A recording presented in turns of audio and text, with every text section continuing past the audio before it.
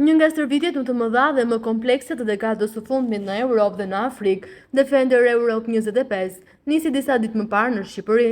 Ndërkohë sot, Ministri i Mbrojtjes Piro Vengu ka ndarë historinë e kapitenes Hatixhe Çollaku me uniformën amerikane por me prejardhje shqiptare, duke e konsideruar një krenari të dyfisht.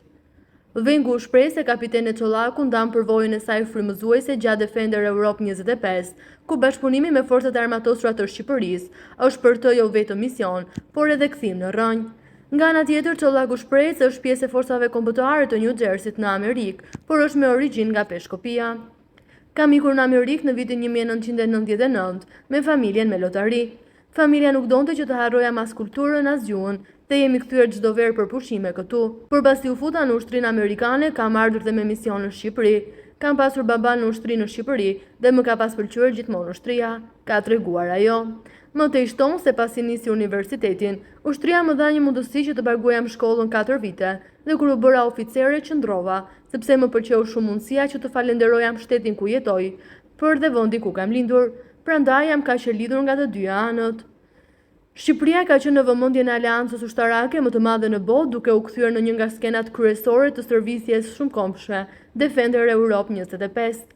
Fakti që më pëlqen të punoj me ushtrinë shqiptare është një ushtri multinacional, pasi ka ushtri në çdo lloj vend të Ballkanit, Europës, dhe kur janë këto mundësi jashtë shtetit, për mua është diçka e mirë, ka vijuar ajo.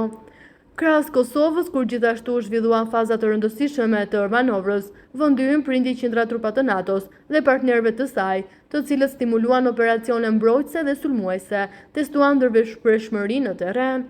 Stërvitja udhëhequr nga Komanda Europiane e SBA-s është ndër më të mëdha dhe të organizuara ndonjëherë në rajon dhe vjen në një moment më të rëndësishëm të veçantë për stabilitetin në kaun lindor të Europës. Ministri i Mbrojtjes Piro Vengu përmes një deklarate në rrjetet sociale pati konfirmuar se Shqipëria mirëpres zyrtarisht këtë stërvitje madhështore më 25 maj, duke theksuar se bëhet fjalë për një nga stërvitjet më të mëdha ushtarake shumëkombshme e drejtuar nga Komanda Europiane e Shteteve të Bashkuara.